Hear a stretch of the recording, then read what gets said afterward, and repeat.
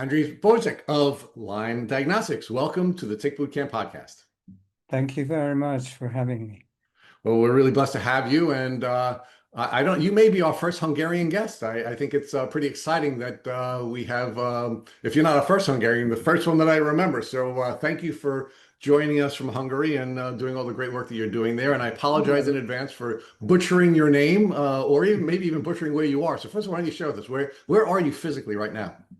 I'm physically just north of Budapest, Hungary. But I'm not the first, actually not the first Hungarian, but probably the first one from Hungary, because you had an interview with Eva Sápi, who is That's a right. great friend of ours.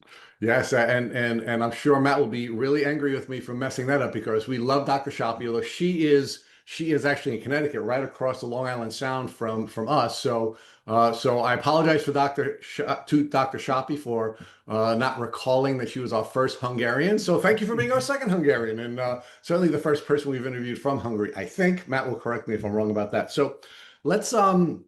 Let's first talk about your company, Lyme Diagnostics. What is your relationship with Lyme Diagnostics? I understand it's a family business. So why don't you share with our listeners a little about your company and how it's a family business? Yeah, well, my father started actually testing as the head of a laboratory, the central laboratory for serology in Hungary, and he was actually researching syphilis. And when the first Lyme disease patients were identified in Hungary, then the samples were sent to him, asking him to do something. So that happened in 1984, 85. And then he actually realized that however much he wants to try make serology work, he couldn't. So he got like a big discrepancy, like a 70% discrepancy between the patients who had the symptoms of Lyme disease and the serology the best serology that he could make at that time. Of course, now the methods have improved. But then he decided that since microscopy is the number one testing in syphilis, even since then, that's the go-to method for more than 100 years. Therefore, he was trying to use microscopy to make up for the gap. And what he did, it was like, it was very clear that Borrelia are more scarce from the blood than, let's say, the causative agent of syphilis, from the different kind of bodily excretions and stuff, So it's not so easy just to take a drop of blood and investigate it under the microscope. But then he realized if he takes more blood and he concentrates it, then he can have a very good, reliable method. So that's what he did, and he, like later on, we are going to talk more about that, how he corrected the issues that are prevalent with microscopy of blood. And then he started this method, and even until he went to retirement, he was using this method. And as of 2015, I actually set up a family company to capitalize on this method that he invented. By that time, it was actually necessary because more and more people were asking for this method because they heard about it and they wanted to have it. So that's how we established the company.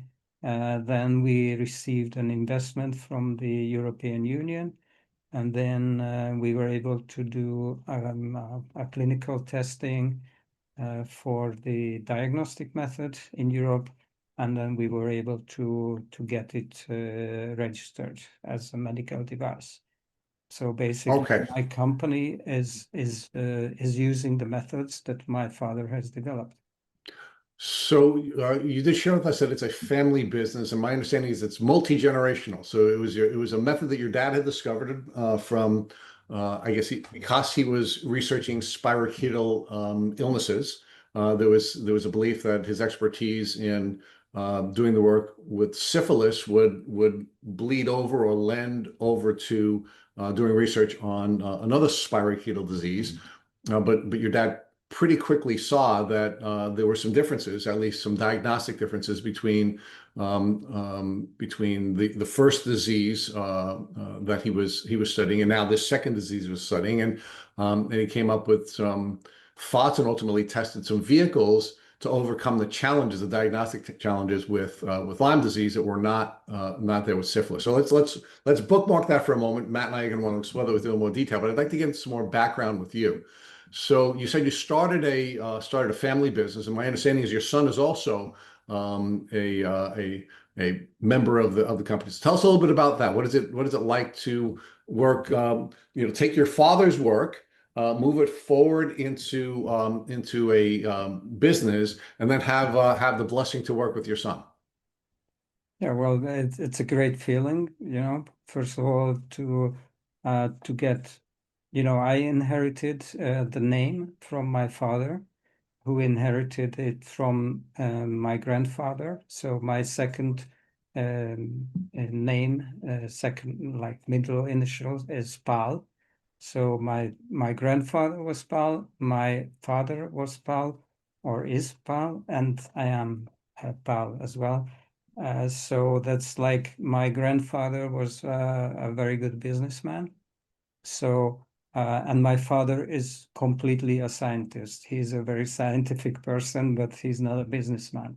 And I was like going to be a researcher as well because I grew up basically in his lab. Because when I was ill, when there was holidays, we often were taken by my father as kids. We were taken to the lab and we would spend our time there and just get the smell of the laboratory into our you know into our body and that kind of inspired me. So both of my brothers are actually doctors and I became a biophysicist. And when I returned to my father's lab, I had some dreams about how we could improve his technology. And that dream came like, in 1995, and we were able to execute it because of technology not being available. We were able to execute it from, let's say, 2018. So, uh, a long time after. So basically, yeah, it was great that I inherited the scientific part from my father, and also that I inherited this kind of business tract from my grandfather. And my son is helping me with business, so he's coming with me for business trips. He's helping me with the accounting and such. So it's really my eldest son. He's now part of the business, and he's going to inherit it, at least my part of the business. So talk to us about your background. What's your educational background? You did share with us that you had a strong scientific, I guess, cultural experience, so social experience. Your dad would bring you to the lab. I mean, it's that's kind of a foreign, experience for me. My father was never bringing me to a laboratory. It sounded very geeky to me the way you were describing it, but. Let's talk more about your background. After you received this inspiration from your childhood experiences with your dad, where'd you go to school, and what was your vision that you were pursuing for how you would serve the community when you were going to school? Yeah, well, I always liked physics and biology, although I was also good at maths. So actually, this was I inherited this desire for biology and physics from my family. So both my father and my mother were doctors, so I guess. And I didn't become a doctor because I felt that I couldn't sit long enough, in the chair to learn all the stuff that you need to learn for becoming a good doctor, and I didn't want to become a bad doctor, so I became like um, a crazy scientist in the beginning. I wanted to become a teacher of physics, and then I specialized in biophysics, and then I learned that this is the stuff for me. But for the first 12 years of my career, I was into marketing. So a completely different topic. They told me that my physics brain is very good for marketing, so Procter and Gamble hired me, and then large multinationals hired me further. So I spent a lot of time in learning this business acumen, and then I went into doing a lot of different startups. And then it turned out that both my scientific and my business experience was coming in handy when I started our family business, knowing how to and when to start a business and how to manage it and how to manage that you don't go bankrupt in the first few years when you are really lacking the capital and really lacking the experience. So I think we survived that with the help of my partners who are now actually also owners of the company. So I'm very grateful for them. And to pick up the scientific trait, of course, I'm the development manager of my company's technologies. That means that I'm like defining which directions to take, and I give the visions to the people who do the development. And I think that they are doing a great job because they understand what we need, and they are world-class scientists. We have software people, we have AI people because we are using a lot of AI and picture recognition. So I came back to the scientific business as well. And to finish it off, I started my PhD 3 years ago, and I'm just about to finish it and get Congratulations. the PhD, the DR, which is in Hungary, is the doctor's uh, degree. I'm just gonna finish it this year, I All hope. right. Well, congratulations. So another doctor in the family, not the same kind of doctor your parents were, but still another doctor in the family. So Another congratulations. medical, yeah. But I chose the topic of Borrelia. And, because Borrelia burgdorferi was not the first Borrelia that was identified, basically the identification came from birds because they have a very special Borrelia anserina, which is a specific Borrelia for birds, which is being spread by soft ticks, and they can kill quite a lot of birds, actually, wild birds, and also, um, you know, chicken and stuff like that. So that is spread by soft ticks, and it belongs to the recurrent fever type of Borrelia. So that was easier to discover in the blood of the chicken who actually dead and were dead and died because of the infection. So basically, that was the first ever Borrelia that was identified as So, Andres, let me ask you a question before we move forward with that piece of it.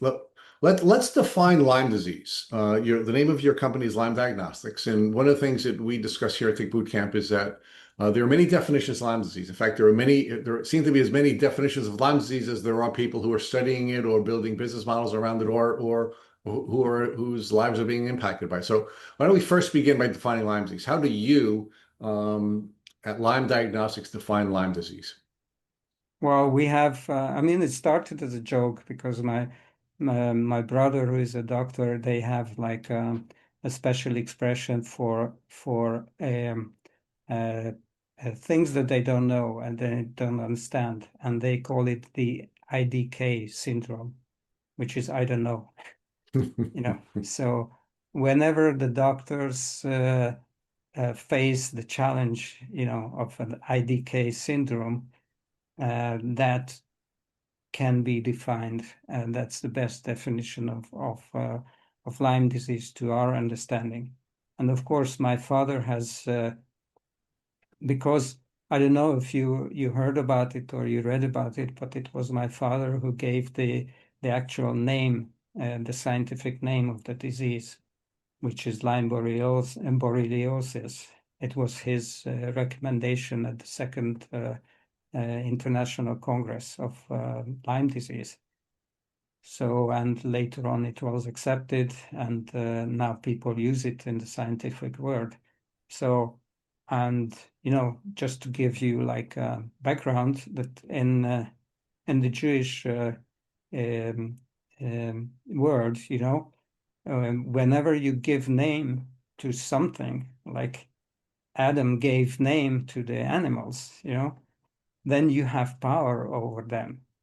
So it seems like the fact that he gave the name gave him also power over the disease, because he was actually the one who named the disease, and he was the first one to discover a very good um, diagnostic method that could be validated in the lab, and he was the first one to use a combined treatment. Now, uh, you know, more than 25 years have passed since his work was finished, and you know, right now we are reading more and more about specific combination therapies, but it was his first uh, invention, you know, and then now he refers to Lyme and co-infections as morbus exoticus, which is the Morbus exoticus? yes, which means you know, Ixodes is the tick and morbus is the disease. So tick disease, because we just cannot separate Lyme disease from the other bugs that the same tick can actually give to you or spread to you. And the issue is that once you get Lyme disease, then all the other bugs feel like, you know, I'm free. I can now go and infect the body, so they actually come stronger, and then they cause a problem in your whole body, and then you wipe out Lyme disease, but you don't think about the co-infections.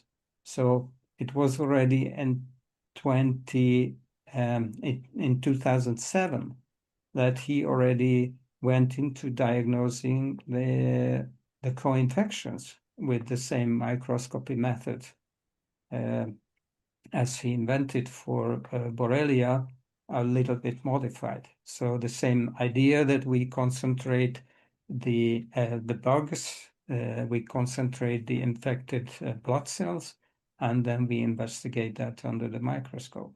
So Okay, so we're gonna basically, we so define now tick disease rather than Lyme disease, which is, I think it's like a more correct way of saying what people feel. well, that's good. So you and your dad are men after our hearts because we agree with you that Lyme disease is not just borreliosis, but it is a polymicrobial multisystemic chronic infectious or post-infectious disease. That's how we define Lyme disease here at Think Boot Camp. So give me your reaction to our definition: polymicrobial, multisystemic, chronic infectious or post-infectious disease.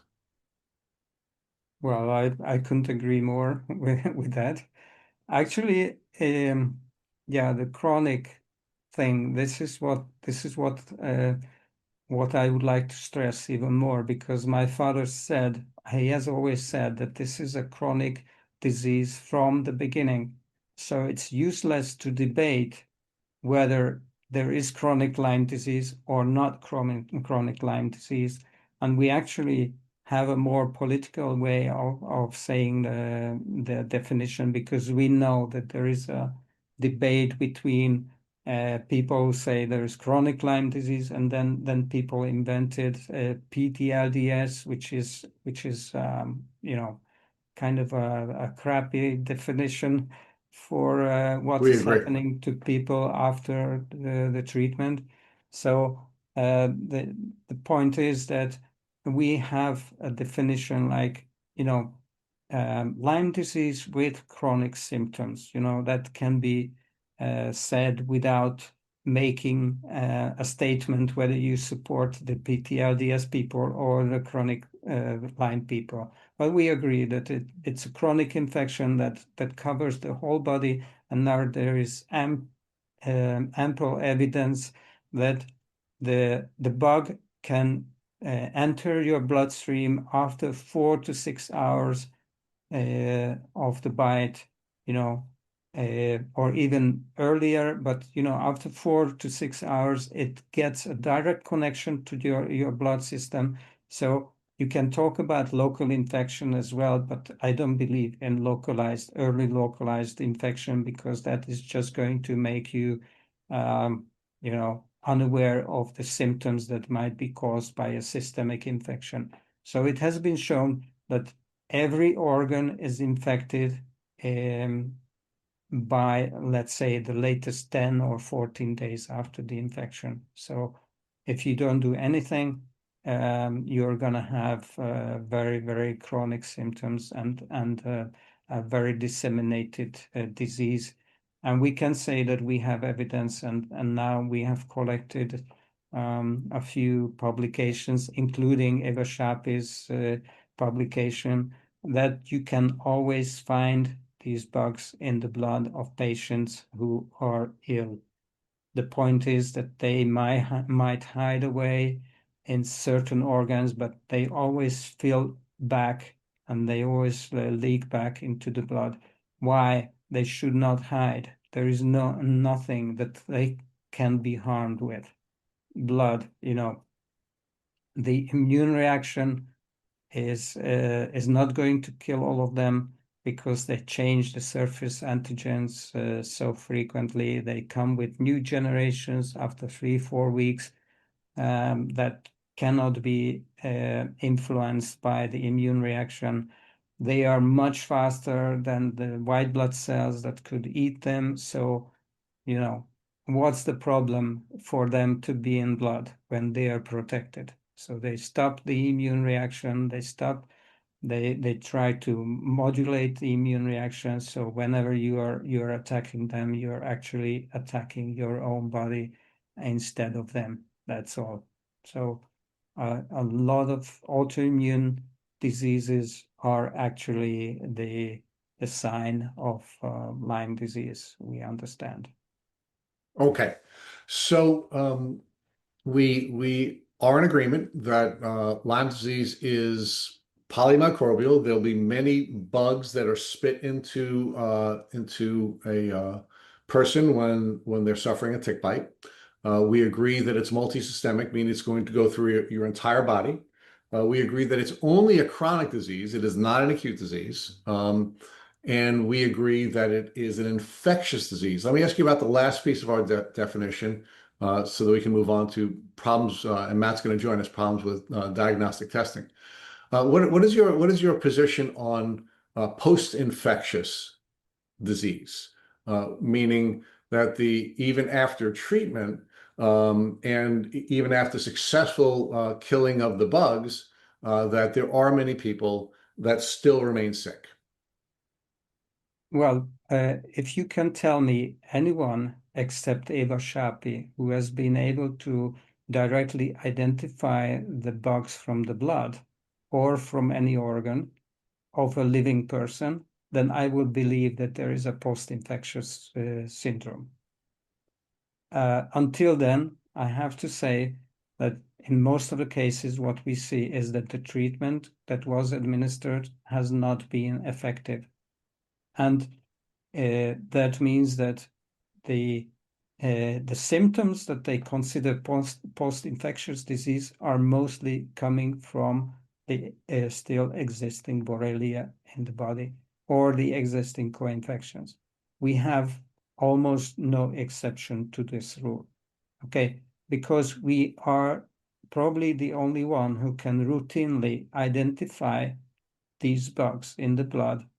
So we can say that we have not seen a patient who was suffering from the symptoms of Lyme disease or co-infections, and we haven't found the bugs in the blood. Okay. There are very, very, very few exceptions where the Lyme disease has already been eradicated. Let's say someone had an operation or something, but for example, the co-infections remained or they were acquired during the operation because of the blood transfusion that they received or something like that. And, it's the same thing. It can be even worse. So it can be even more difficult to treat once you have your immune system is down. So PTLDS for me, forgive the saying it's bullshit. For All me, right. No, there is we no love blunt talk here. Bullshit is one of our favorite terms. So, so you believe, just so we can, we can round up this part of our conversation. So you believe that, anytime someone is sick from Lyme disease, they have active they have an active infection, and the reason folks like us may believe that an appropriate element of a Lyme disease diagnosis, I mean, sorry, Lyme disease definition, is that it could be post-infectious, is because there really isn't adequate testing to determine whether or not there are bugs in the blood. And you believe 100% of the time that the bugs are in the blood, some type of bug, whether it be Borrelia or something that you're defining now as a co-infection, but there's always something in the blood. And just because we most of the testing, other than yours, doesn't have the capacity to identify those bugs, that's why they believe it's post-infectious. But you believe it is not post-infectious. It's 100% of the time it's infectious. I've not seen, as I said, I've not seen anyone who tried to identify the bugs, the remaining bugs with a proper method, except Eva Shapi, who is building on the work of Alan MacDonald, and they actually tried to, okay, there is also another Eva Ružić, who is in Slovenia. She is also doing some cultivation, but Eva Shapi is the one who has done it systematically and saying that we can cultivate the Borrelia from an already treated patient and we can identify it with PCR. Whatever people say, that's the truth that we see every day. All right. Well, you just mentioned two of our favorite people, Dr. Alan Ah, MacDonald, who we've interviewed many times on this podcast. We actually consider him one of our mentors. He's been wonderful to us, and he was just a brilliant interview, and quite frankly, one of the most popular guests from the standpoint of downloads. And then Dr. Shapi, who is also just a wonderful, brilliant human being, who is another one of the folks that that our community loves to listen to, and they love to consume her material. So yeah. you're Well, standing Alan on is a friend of my father's as well. you're standing on the shoulders of two of the giants in this community, McDonald and Shapi. They're two brilliant doctors and researchers. So let's um. Let's now talk about different testing methods, just so that we have a whole spectrum of people that listen to this podcast. We have some people who are newly diagnosed. We have some people who are not yet diagnosed, but they have family members who are ill, but people are seeking diagnosis. And we have people who have been chronically ill in some cases for decades. So we have a whole spectrum of folks that regularly follow our podcast.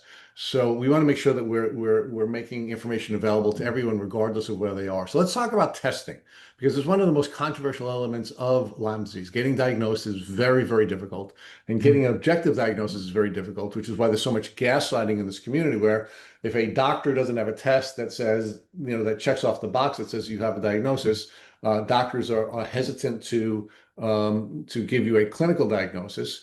And once they're hesitant to give you a clinical diagnosis, then they essentially tell you that you're not really sick, that it's in your head, right? So one of the most difficult elements of a Lyme disease journey is getting diagnosed and having a good test. So, most of our listeners are familiar with the two-tier test. It's two tiers of bad results, but it is still a two-tier test where we have the ELISA.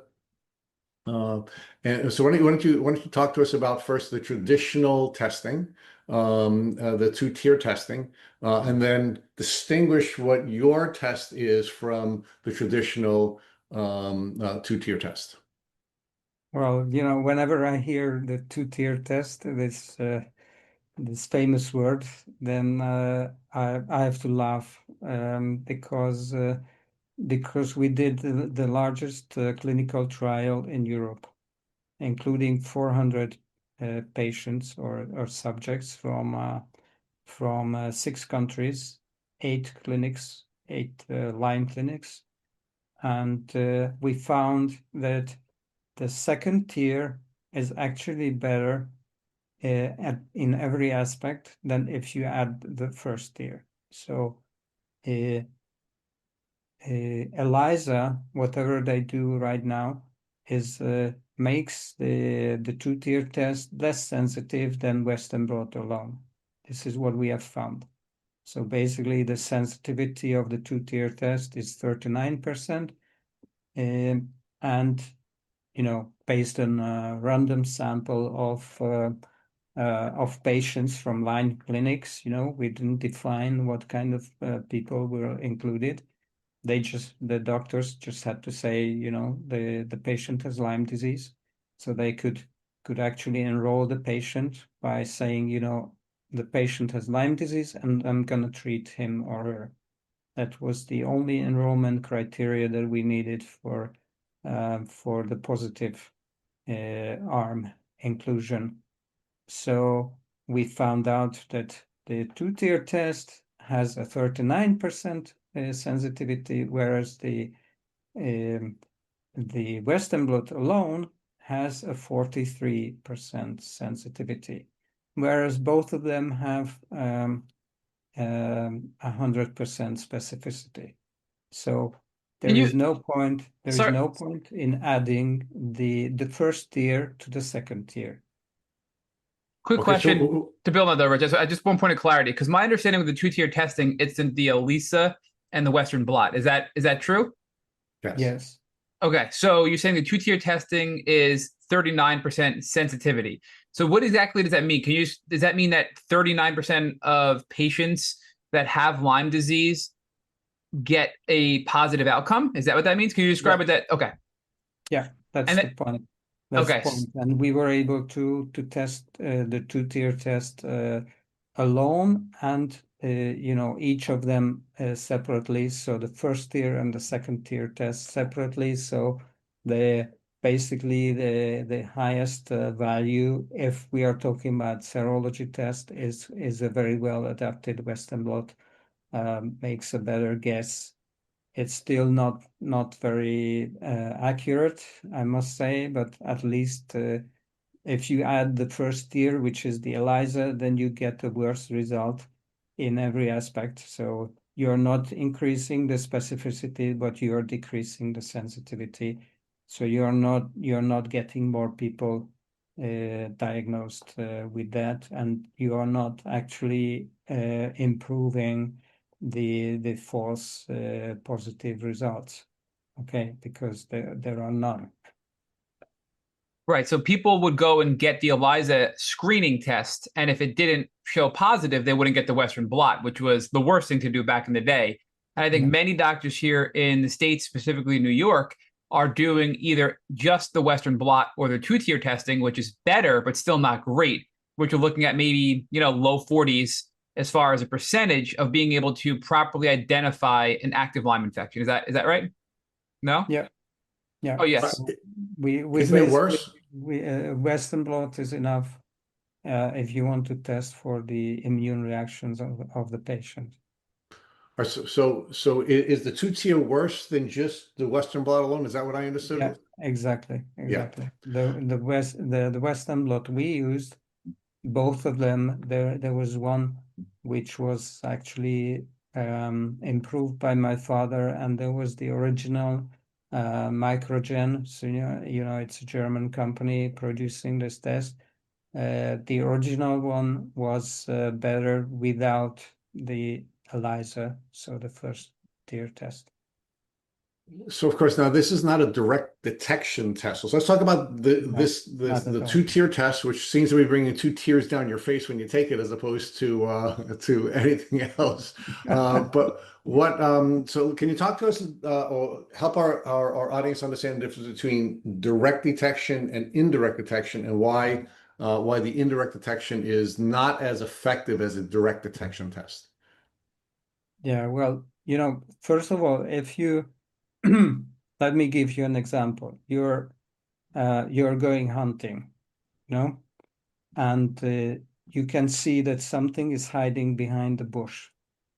You can see the footsteps of a deer leading to the bush, and now you're gonna shoot. Are you gonna shoot? Are you gonna shoot at the bush, knowing that there is the footsteps leading to it?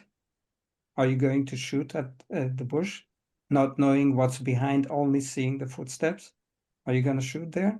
Well, hopefully you're not going to be behind the bush, because if Well, there are deer if tracks coming up to that and you're behind it, I'm going to be shooting your butt. if it's a dog behind the bush, then you can also because it may be that there was a deer behind the bush, but now it's a dog. So are you going to kill a dog because you have seen the footsteps of a deer?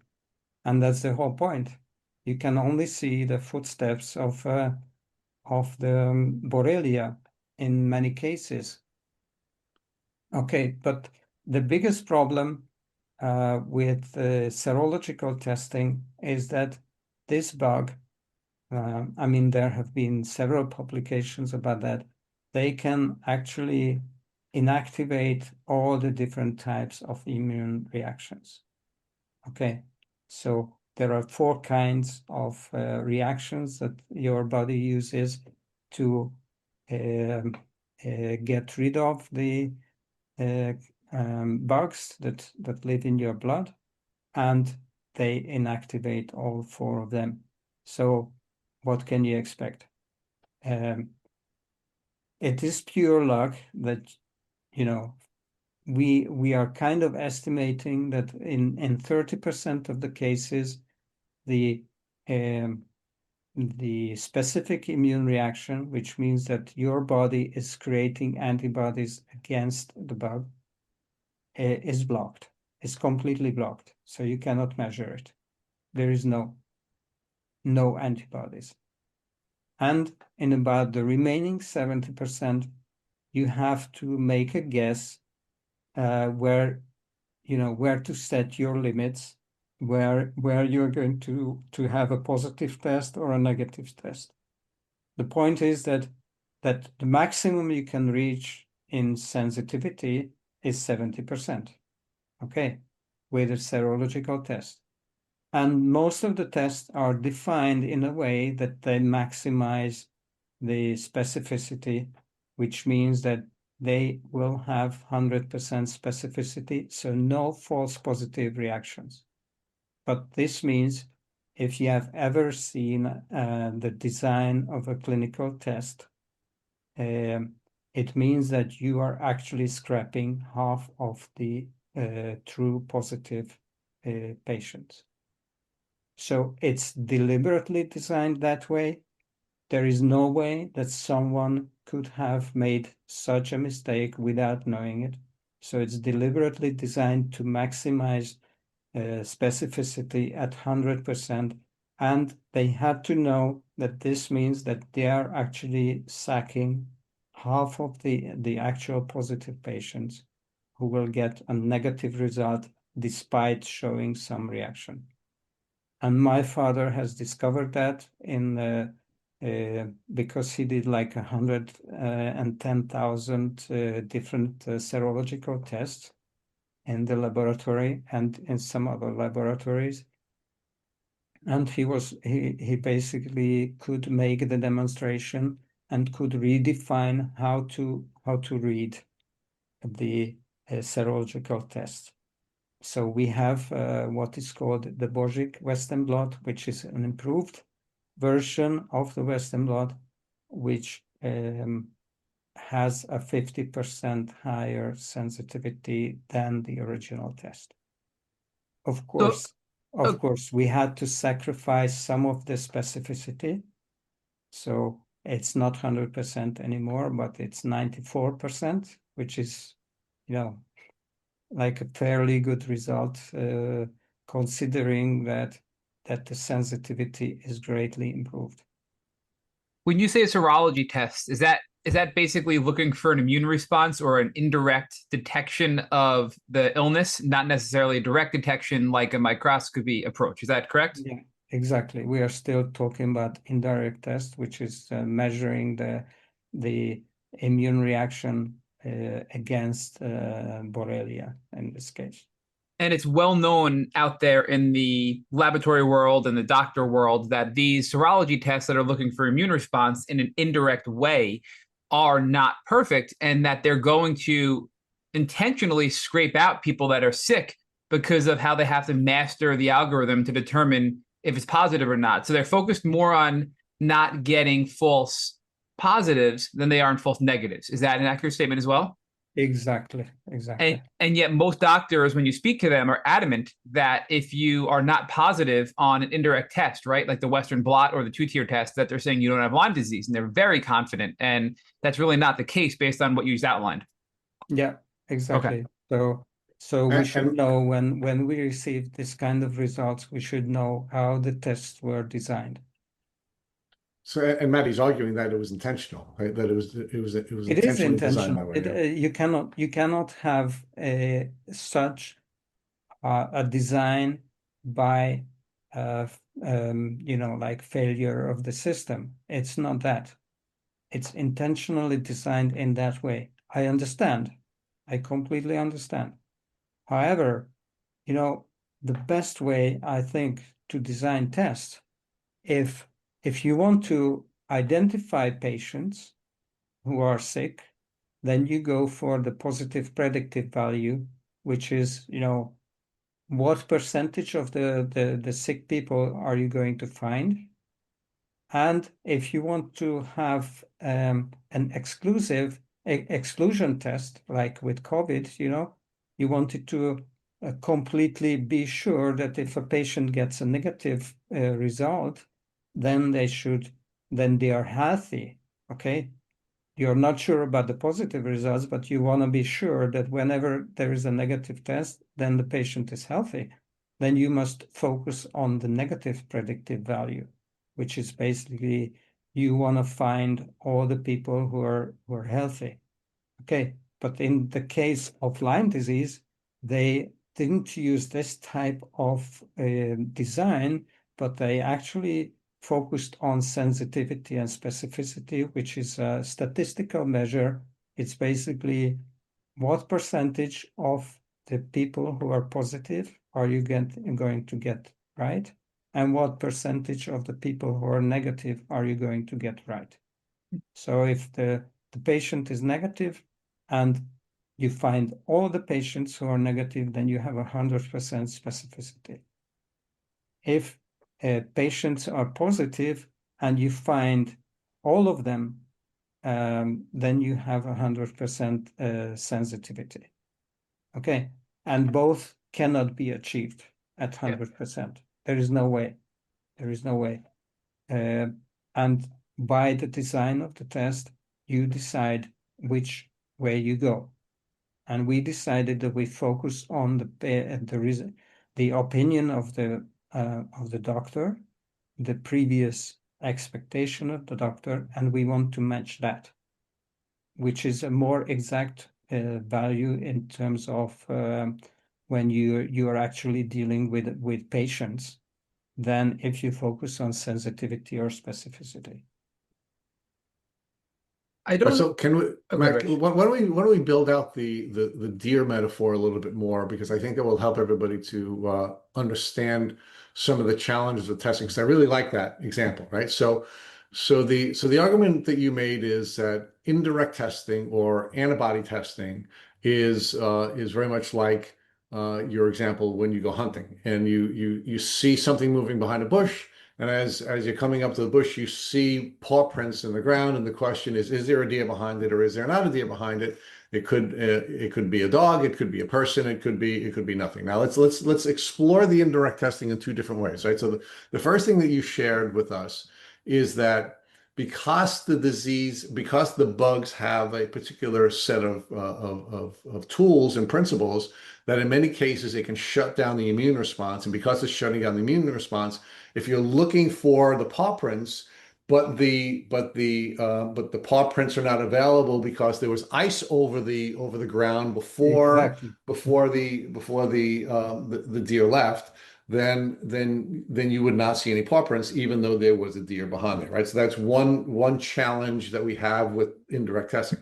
But there's another challenge with indirect testing. I'd like you to explore this with us, which is there are many different types of bugs. We're going to have bacteria. We're going to have viruses. We're going to have protozoa. We're going to have a number of different types of bugs, and there are going to be different strains of the bugs. For example, Borrelia, which is what we've been talking about for most of our conversation. There are many different strains of bugs, and they're going to have different types of footprints based on the different type of bug that we have here, right? So the other challenge that we have with indirect testing, assuming there are footprints that are available because the immune response is not shut down, is that the tests are only going to be looking for certain types of footprints.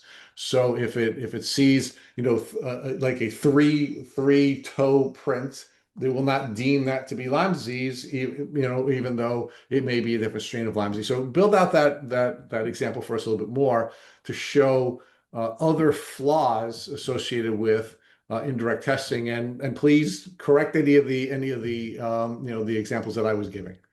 No, I think you actually made a perfect rollout of the example that I gave. It was even more than what we usually do, you know. So we don't roll it out so much. Yes, but then in many cases you don't even see footprints, you know, or you see footprints of a dog, or you see footprints that are like um, not readable anymore. So that would be like the ELISA, which measures the total immune response, which means that maybe one of the antigens is going to produce a higher immune response, like P41, which, according to our analysis, P41 is not very specific to Borrelia. So although in many cases this is the only sign that you will have of a chronic patient, okay, but still it is not specific. So you may have a blurred footprint, and you are gonna guess whether to shoot or not, okay, and you are gonna guess with which type of bullets you are gonna shoot, because maybe it's just a small deer, you know, where you have to use a different type of um, ammunition uh, to hit that.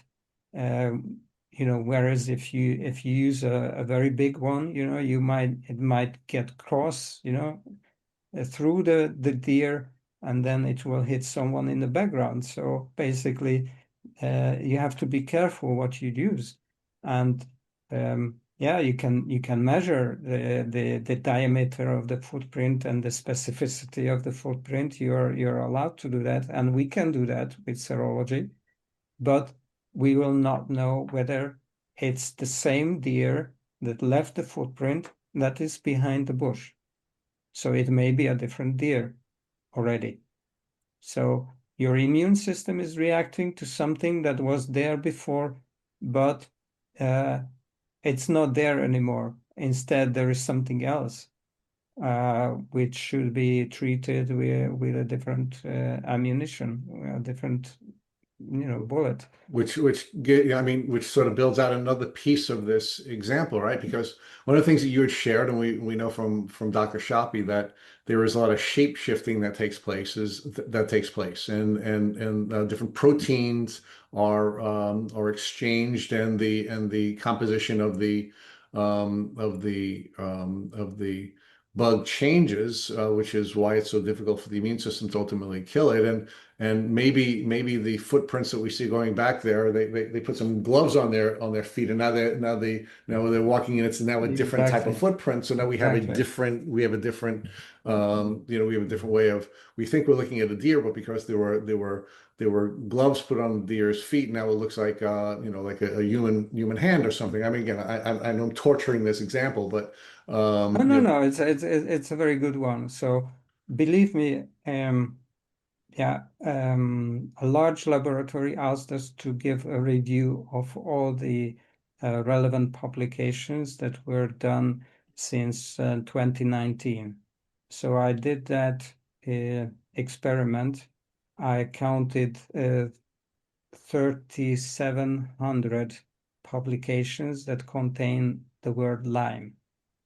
And I read at least the summary of every one of them. wow.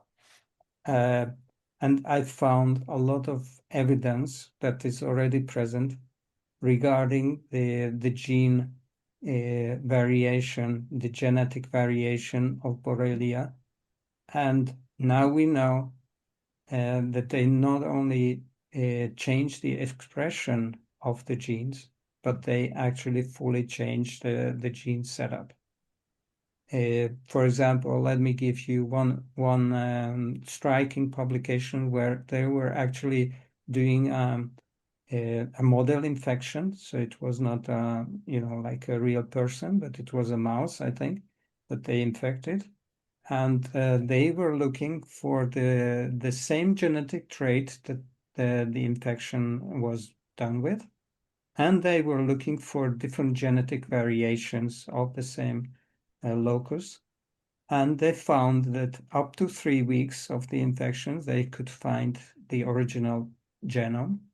Whereas after 3 weeks, the next 3 weeks, they could find a different one.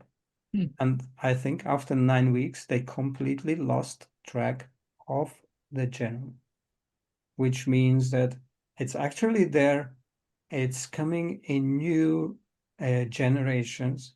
The new generations, I mean, this is it changes your mind, because there are some German researchers who did some modeling based on the experimental infections, and they found out that the only way that you can have this kind of waving infection that you can identify in the case of Borrelia. So there is a waving of the level of Borrelia all the time. Every 2-3 weeks, there is a change.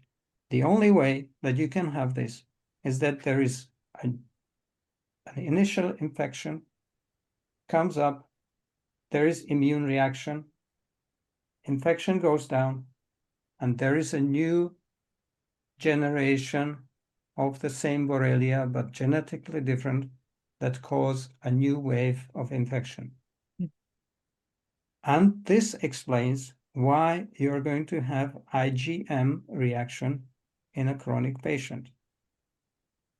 The reason is because every 3 weeks, there is a genetic variation, there is a change of surface antigens, and therefore your immune system finds it a new and different infection from the previous one.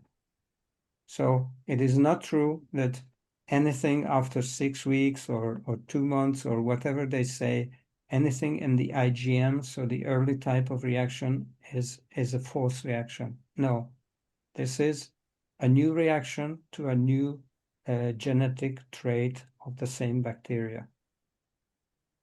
Okay, this is now fact. This has been supported, and I actually put this down in one of our publications, because I found it so exciting that now we can tell, and we can make the story understandable.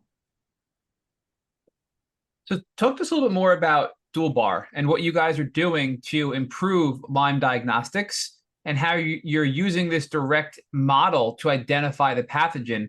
Because it seems like to me, you talked earlier about how your father, when Lyme was first discovered, knew that syphilis, which is very similar to Lyme, another spirochete, was being tested using a direct detection model. But then with Lyme, we went to the indirect approach. And it sounds like one of the reasonings behind that was that Lyme is found in very low concentrations in your blood, and therefore the direct approach might not be ideal because it might not be in that sample of blood being tested, right? So how Yes. did you overcome that with your test to make a better test than the indirect testing that's been the mainstream for the last 50 years? Yeah, the point is, coming back to the example, now, we have checked that there are footsteps leading to the bush, but now we have binoculars, and we can check what's behind the bush because we can see behind. There are not so many leaves that we couldn't see. So we can actually check. So that was the objective, to go and see what's there directly. Okay. So we say, we have a binocular, we have a pair of binoculars, and we can identify what's behind. So that was the objective, not to rely on the footsteps only, but to complement it with a direct approach. So I must say that it is very unfortunate that sometimes in the 1970s or 1980s, people started writing about Lyme disease and recurrent fever. And there was a textbook that explicitly mentions that recurrent fever can be diagnosed with a microscope, but Lyme disease cannot. Recurrent fever was the first disease that was identified as being caused by bacteria. Okay, because they could take a blood sample, they could see the bacteria in the blood while the patient had like 40, 42 degrees Celsius fever, and very, very feeling very, very bad. Now we know that Lyme disease is not so bad. We know, and we have seen from publications, that recurrent fever comes with at least 2 orders of magnitude more bacteria than Lyme disease. So at least 100 times, maybe 1,000 times more. So, and this was a textbook that said, okay, we can measure recurrent fever, we cannot measure Lyme disease. Okay. And this is what actually defined science up to, let's say, 10 years ago. Because still now, doctors say, but you cannot find Borrelia in the blood because they hide away. Now, as I explained, they have no reason to hide away. They are not being attacked by the immune system. They are not being eaten by the white blood cells. They feel very well in the blood because there is plenty of food for them. Okay, so they don't need to hide away. The only thing they don't like is actually the oxygen that is in high concentrations in the red blood cells. However, they got help from Babesia and Bartonella, which are actually helping to reduce the oxygen content of the blood. So they are very, very friendly to each other, and they help each other because they reduce the blood flow, they reduce the oxygen content. So, basically your body is going to starve for oxygen. So the point is that if you are being misled by textbooks, then you are not going to invent anything. But if you say, okay, we know that recurrent fever comes in a high concentration. We know that there is a high concentration of, the spirochetes from syphilis, okay, treponema, they are called, and we can test it directly. But we know that there is a low concentration of Borrelia burgdorferi in the blood because that's how it was identified by Willy Burgdorfer. The first thing he did, he looked for it. That's a different reason how he knew what to look for, okay? But the point is that he knew to look for this in the blood, and he found it and he identified it. It was not serology, it was not PCR, it was pure microscopy in the beginning. So he identified these bugs, and we know that they are there in actually almost every body fluid that we examine, except maybe urine, where only the genetic material is there. But it's there in semen, it's there in almost every secretion that we want to find. Nevertheless, we must test for blood because you can have a lot of spirochetes on the surface of your skin or in any, hiding away in any part of your body. But what is causing a disease is the systemic infection. So once you have a lot of Borrelia in the blood, that means, and we have proven it by statistics in our clinical trial, that means actually you have Lyme disease. So, and it's not enough to have just a few, but you have to have a certain level so that they actually start causing symptoms. So the idea was how to see the scarce bacteria in the blood. First of all, that means you have to take like 4 milliliters of blood, and you have to concentrate the bugs from that blood. So it's not good to prick your hand, your finger, and then put a drop of blood on the microscope. That will lead you nowhere. Okay, so the first idea is to concentrate them. Second, it is very well known, and my father knew it, that there are certain artifacts that are created when you examine blood. So the moment you take the blood out of the original container, which is the person, then it starts to deteriorate. And that is going to actually form different forms that are very similar to Borrelia.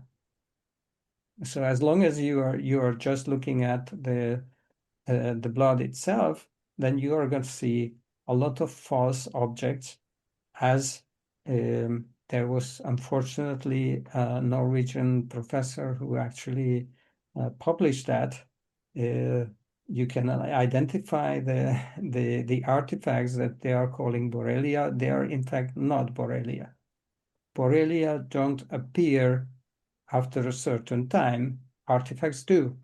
Borrelia are there, and you can examine them and identify their special motion when you look at them. So the problem was how to get rid of artifacts. And because artifacts are mainly caused by human part of the blood, therefore my father found specific agents that will actually harden the membranes of the human elements. So they will not be able to move, they will not be able to form artifacts. So whatever you see moving under the microscope is going to be some bug that is not of human origin. And that was basically the second problem that he had to overcome. And then, of course, we have some stability issues. How much how much food you are going to give to the Borrelia, so they don't overgrow, but they actually keep stay alive. So all of that is now in a certain liquid that we call DualDur. It means because it's hard. Dur means hard in Latin. So it's double hard because the membranes have been hardened by two agents, actually.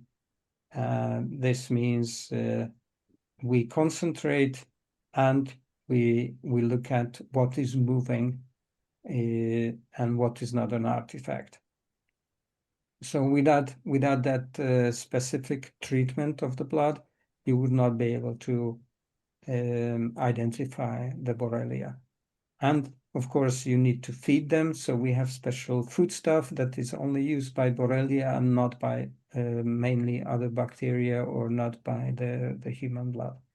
So basically, that's a very specific liquid that we are using, and the specific concentration method where we are taking out the infection.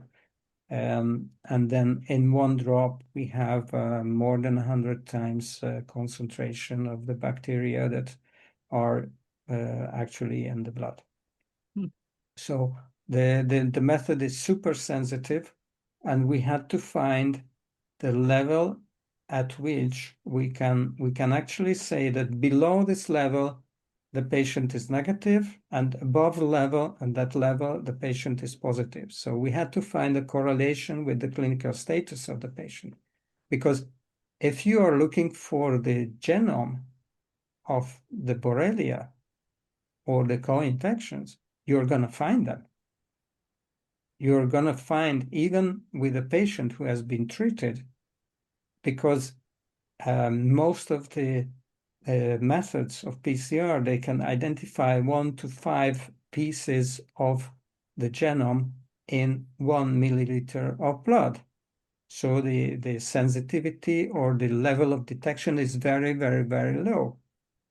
But finding the genome, it's not the same.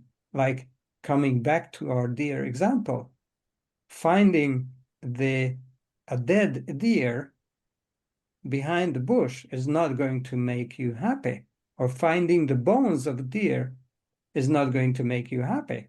You don't want to shoot on that, because that's not going to be a trophy, because someone has already taken the trophy out of that. So just finding bones, that's the genome of the Borrelia, does not mean that actually the deer is there. So basically, and it's not enough to find one bone, but you have to find all of the bones, let's say, or many, many bones of the deer, in order to be able to prove.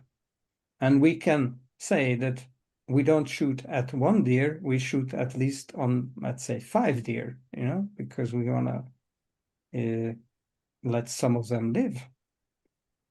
Okay, but the point is that it's not enough to find one, you have to find more. And this is where the clinical trial comes in, which helped us, the previous examinations helped us to define the proper cutoff level between the positive and negative values. And this is why we can have a direct test that also is not only showing the level of infection, but also tells you a diagnosis, a laboratory diagnosis that is either positive or negative, which correlates very well with the patient's status. When you speak about the level of infection, can this test be used to identify how well a treatment protocol is going? So, for example, you're super positive, but now you're regular positive, right, for simple terms. And is this a tool that can be used from a diagnostic standpoint by Lyme-literate practitioners to say, hey, how is my treatment really doing for this patient? Yeah, well, we don't supply that information in the test report, but doctors and some patients often ask us, and then we can tell them, okay, now you're good, you're going in the right direction. It's not a problem that previously it was clear positive and now it's borderline positive, but you are going into the right direction. And then, in some cases we saw absolutely no change. And then we asked the doctor, okay, why did you test again? And then, we get all the different answers, okay? But we do see that some doctors are able to get from a very positive level to a very, very low level of Borrelia that is actually almost nothing in the blood. As I say, we have a super sensitive method because we are concentrating more than 100 times of the bacteria in the blood.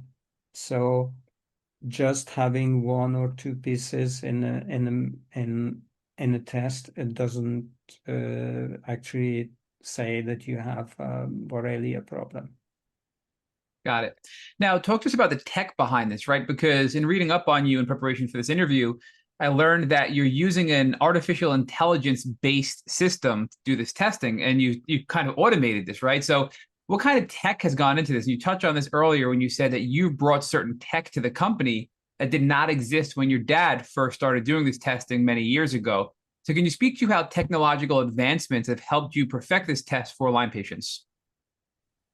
Yeah, basically, of course, we like natural intelligence, so we never give the whole decision to an artificial intelligence. So I must reassure you that it's not like, AI crap that is coming out of the system. Sometimes I just heard that the AI, Google medical AI just invented a new part of the brain, because and no one actually realized it, and they submitted the publication with that.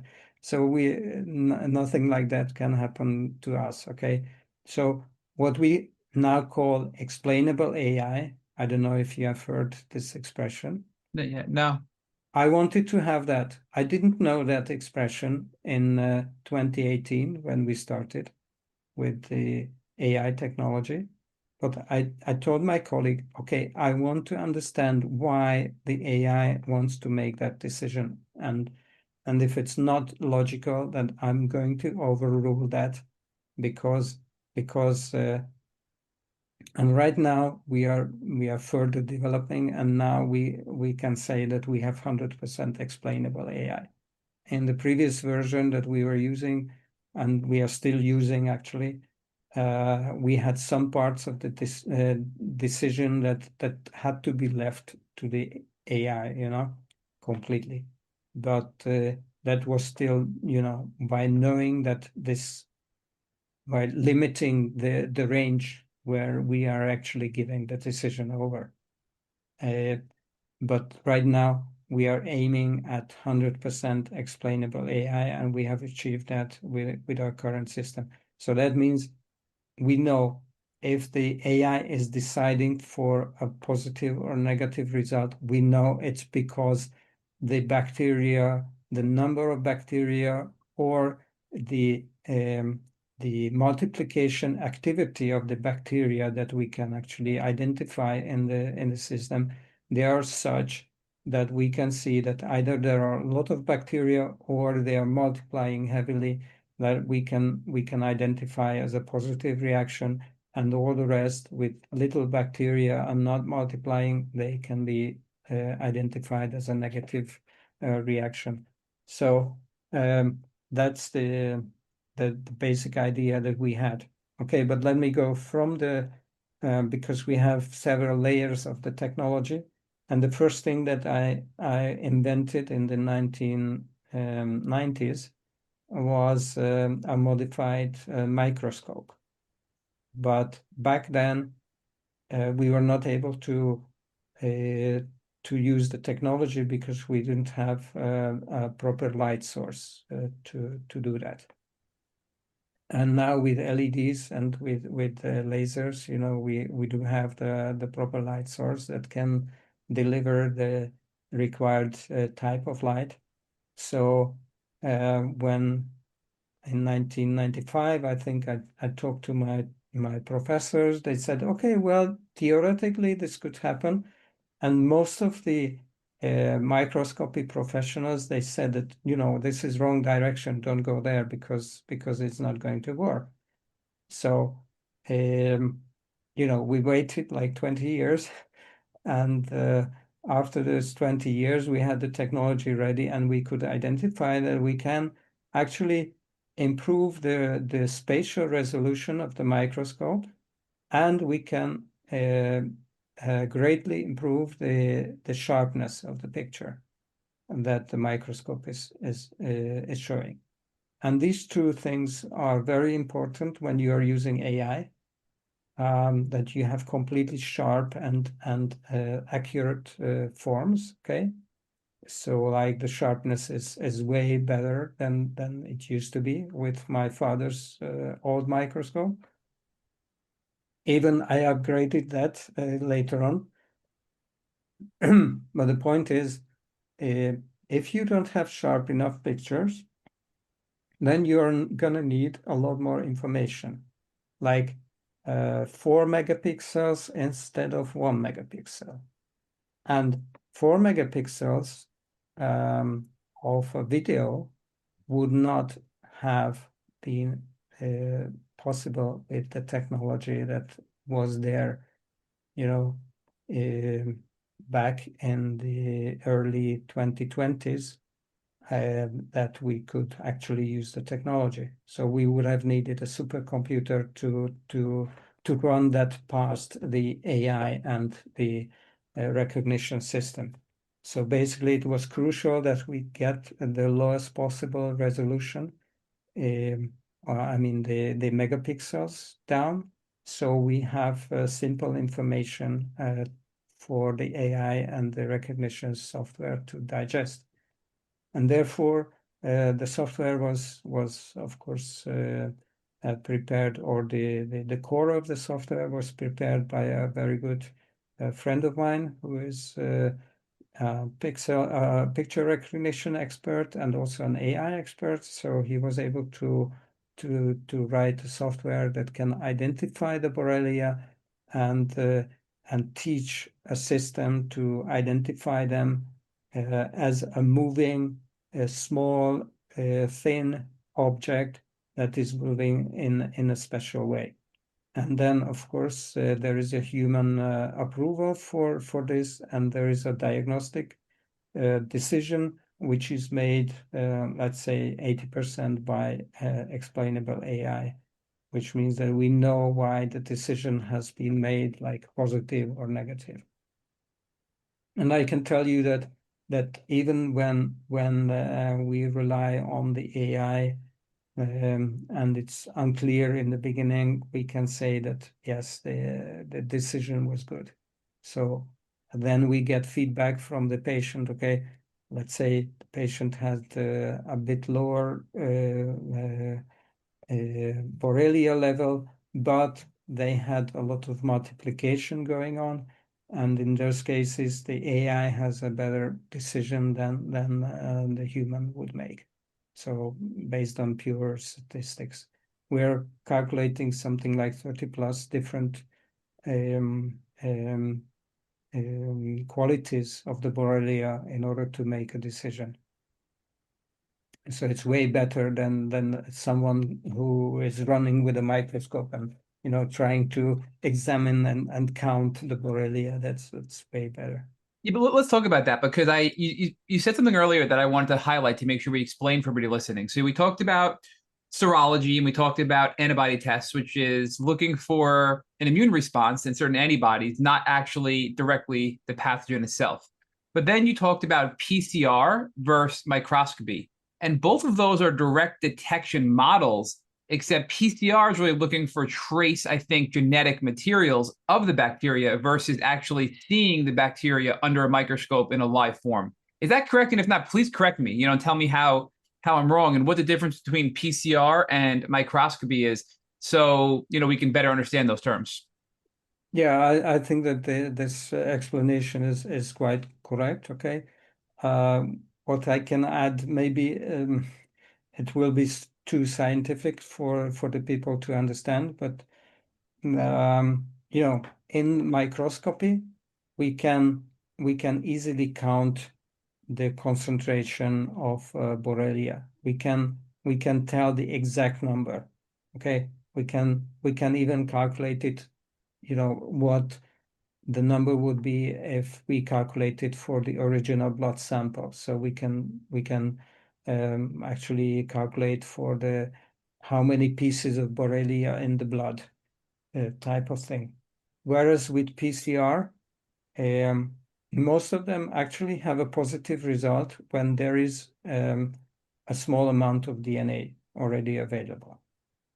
But if you want to calculate the number of the DNA sequences that you are looking for, you're going to have a problem, because you can always go in steps of double. So PCR is about cycling, and in each cycle, you double the amount of DNA. So you can either have, let's say, 2,000 or 4,000. There's nothing in between. So you can either have a count of 2,000 Borrelia DNA or 4,000, not more or not less. Okay. You cannot have 2,500. You cannot, basically, it would be very, very hard to have a quantitative PCR that measures that little difference. And it turns out that in Borrelia diagnosis, it is important. So you can confirm the presence of the DNA, but you cannot say whether this is a level that means the patient has symptoms or the patient doesn't have symptoms. Yeah, I want to Okay. learn more about, you talked earlier about how basically every bodily fluid has Borrelia in it when you're infected, and urine is sort of quasi half the exception to that. There's often debate about whether Lyme disease can be sexually transmitted, or even if somebody's just, sharing a drink or kissing their significant other. And there's certainly not consensus in the medical community about that. But based on all of your work and your research, and really, frankly, the leading edge side of the Lyme arena you're in, what are your views towards the sexual transmission of Lyme, and also the risks of infecting your partner through various means? Well, that's a very good question that probably no one knows the answer to. Okay, from our perspective, we have seen that they have been able to identify the Borrelia from semen, from vaginal secretions. They have even been able to transmit the disease from the male mouse to a female mouse. Okay, so that has happened. However, you mustn't forget that mice in the laboratory, they may have a very, very narrow genetic trait. So it does not always mean that this would happen to a healthy mouse, like a wild mouse, like a healthy person. So we have been able to demonstrate that, yes, it is there. But, this is the same reason why mosquitoes are less likely to transmit Lyme disease.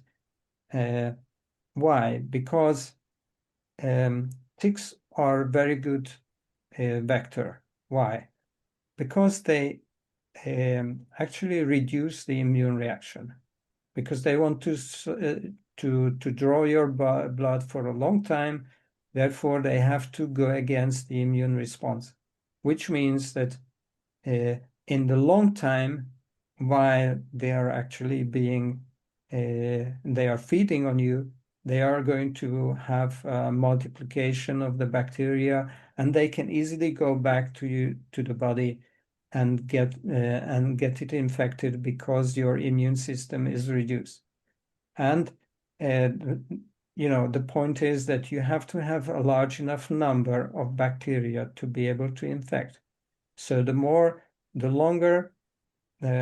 bacteria, and the more the immune system is damaged, the more likely you are able to infect. So let's say there is a sexual intercourse, the semen contains some Borrelia. There is no way that it will get into the blood of the female person. Why? Because there are not so many scratches, like that would, and where a meaningful amount of bacteria would enter. So, and there is usually no immune depression unless the patient has already some disease. So like HIV and,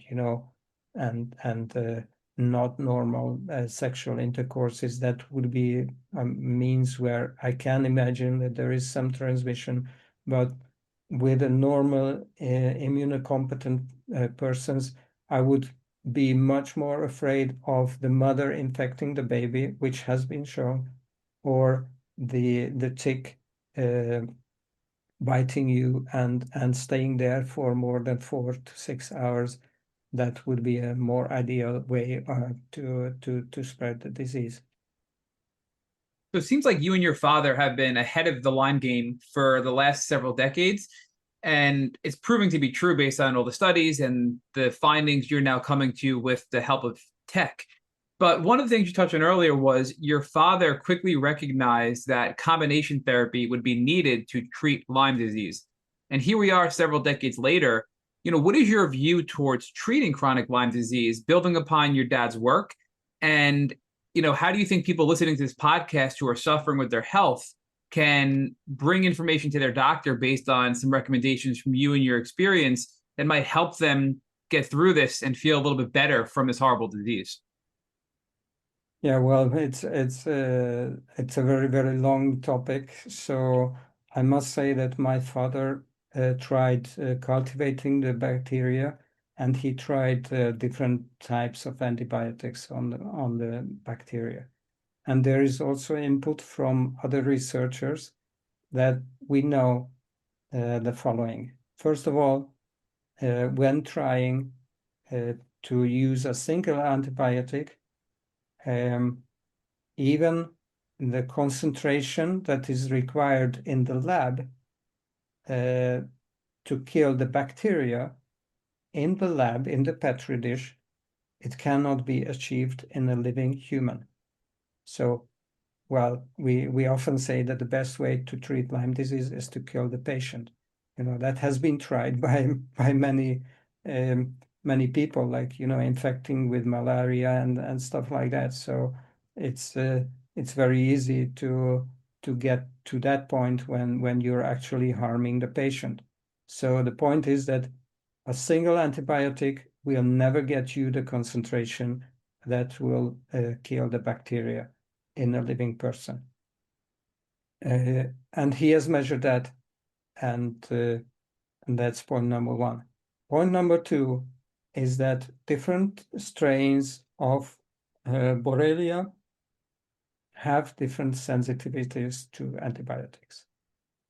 Whereas the one that is causing more arthritis and skin symptoms, which is very frequent in Europe, which is the Borrelia afzelii, they are going to be sensitive to the doxycycline type of antibiotics.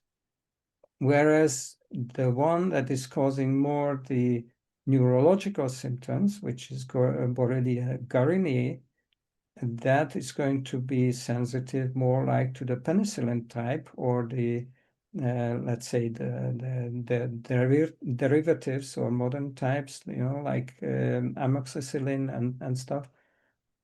But none of them is going to be killed by a single antibiotic. So you need additional ones that are not only like combinations of these, because you can have 1,000 different combinations, but you must look for the ones that are going to be helping together. So this is they are effective alone, but together they are more effective. So this combination had to be found, and it's not only just like any combination, but it's a synergistic combination where one helps the other and the other helps the one. So that's the point. You have different mechanisms of action. So one of them is going to destroy the cell wall, the other one is going to stop the replication. The third one is going to stop the protein formation. So when you have a leak in the cell wall and the cell is not going to be able to repair itself, then you are going to have a killing. And some of the antibiotics are just bacteriostatic, meaning that they will not kill the already existing ones, but they are going to just stop the multiplication or reduce the multiplication. And the other types, they are often bactericid antibiotics that will actually kill the already existing bacteria. So that is a good combination that he found, that ciprofloxacin, which is an often forgotten drug, in combination with either doxycycline or amoxicillin, is going to work way better, like 100 times more effective than each of them alone. So the results of this I just presented at the Lyme European Conference of Islets. So there is plenty of evidence. My father has done the in vitro experiments, and he published that. And then they have done with the team of doctors. They have done the clinical experiment with 250 patients being followed up for at least 5 years. That's tremendous work, and the results are available, and the results show that there is a plus effect coming from the synergistic antibiotics. And what's more, it works in the real life.